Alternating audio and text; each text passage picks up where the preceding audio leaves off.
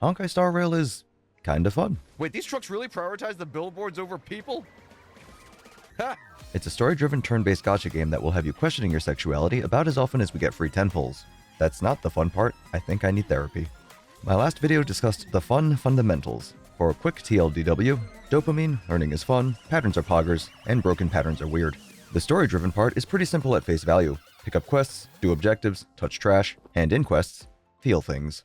Some quests provoke your innermost feelings of despair, causing you to hide away in your not room on the Astral Express, listening to If I Can Stop One Heart From Breaking on repeat. And as a side note, the music in this game is great. Sometimes I think Hoyoverse is a music company that makes gacha games on the side. You might be thinking, well, that doesn't sound fun at all. But some quests are incredibly goofy and lighthearted too. Imagine a day in your life where you drive 11 hours to see your girlfriend. She dumps you as soon as you get there. You drive back, hit a deer 6 hours in, which totals your car, and you couldn't find an Airbnb at 1 in the morning, so you have to bunk with your estranged father who happens to live in the state.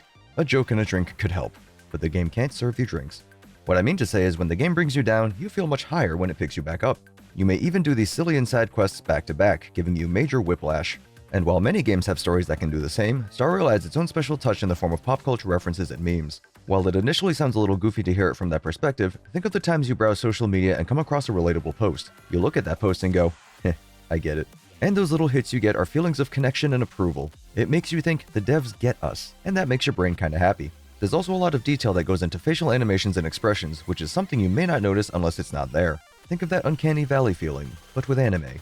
On the topic of animations, Hoyo really sent them, and man do they land.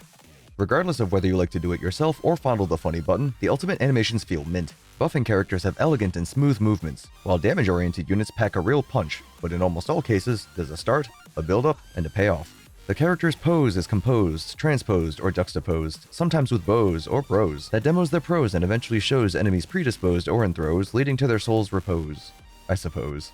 What I mean to say is you dunk on somebody and you look cool doing it. Looking at Kafka's ultimate, for example, she spins in opposition to the camera's movement, which gives her momentum. We pull back so you can better see the enemies in despair. Then we pinch back in, edging ever further to the climax. Whoever's operating that drone deserves a raise. Finally, we pull out right before finishing with a blast. I tried to stop making innuendos, but it's just so hard. The screen shakes and we get these things called impact frames. They kinda look like how your vision goes when your dad beat you as a child. Despite your ultimate effectively only being one button, it feels like that one button can end that guy's entire career. Or not. And if you're like me, having played on 2x speed ever since that button became available, you might be interested to know that you get slightly different voice lines if you toggle it back. All things in this world have their laws. Human creations! All things in this world have their laws. Yet stratagems, constellations, are human creations! Anyway, if you're an auto battle enjoyer, you have beautiful animations to indulge in. If you like getting your hands dirty, there are actually quite a few optimizations you can do to maximize your output. While we have the simpler and more straightforward things like counter-building to capitalize on enemy weaknesses or mechanics, there are other steps you can take to maximize your performance and minimize your cycles. There are the easy things like using Sparkle's ultimate at the start of your DPS's turn or Zila's ultimate at the beginning of hers, though you may not always want to do this, to the more poop-socky things like memorizing enemy attack patterns. Most enemies do their skills in a particular order, and if you can time your weakness breaks or crowd control abilities well enough, you can actually skip some mechanics or delay them to the point where they'll never actually become an issue. And this makes some fights very interesting to play around. As they say, knowing is half the battle. The other half is replacing your garbage relics with slightly less garbage relics. And while I can confidently say I hate relic farming, I will admit it does feel pretty nice to get an upgrade once every 8 to 9 months.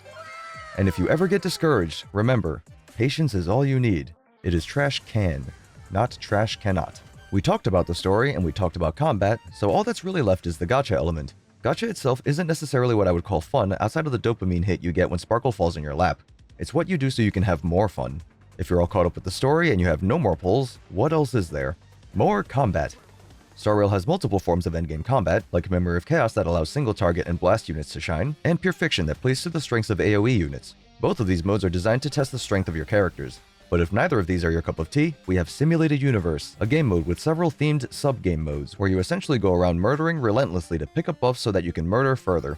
And if even that doesn't tickle your fancy, you have access to pretty much all of Star Rail's previous events that you can play more of if you so choose. The events are pretty creative. Some of them are combat-oriented if you still crave blood, but others are really unique where you can be a collections curator and manage a museum, be an Amazon delivery specialist, roleplay as the Scooby Squad to solve haunted mysteries, have Pokemon, or, monster battles in gyms, tournaments, and even play God. Look how cute. Now, violence isn't always the answer. We also have a world or several to explore. The early game maps ease the player into the kind of experience they can expect, starting out simple enough with what's effectively a hallway simulator. But maps in later zones and their respective puzzles are getting bigger, more complex, and more unique as the patches roll out. This was already covered in slightly greater depth in my last video, but the gist of it is, puzzle easy, player learn pattern, puzzle hard. Player applies pattern, player win. Player feels smart, player feel good. And as a game developer, you want your players to feel good. Until you don't. All that being said, sometimes feeling good about a game isn't necessarily limited to the confines of the game. Another thing I discussed in my last video was the impact of a game's story and how it encourages socializing amongst peers. Sharing interests in this regard can be fun and create feelings of connection. I may not know you, but you like Kafka, so I like you. To take it a step further, Star Rail has some really cool promotional work, and while yes, it is essentially just advertisement, it's still kind of neat to see all of the collaborations and spectacles miHoYo works so hard to coordinate. Being part of a large society gives you a sense of belonging, almost like religion. There's praying, worship, undying loyalty, and even summoning rituals. So while Star Rail may not be for everyone, it certainly makes neurons fire in my brain every which way, and that's kinda cool. If there's something in the game that I missed and you think is kinda neat, feel free to let me know in the comments. I always miss something. I know at least one of you is coming in here with one in the chamber, and you're not even going to watch the video. You're just going to type up Genshin is bad because reasons. And that's not going to stop me from having fun, because I can't read. The character's pose is composed, transposed, or juxtaposed, sometimes with bows or bros, that demos their prose and eventually shows enemies predisposed or in throes, leading to their soul's repose. I suppose.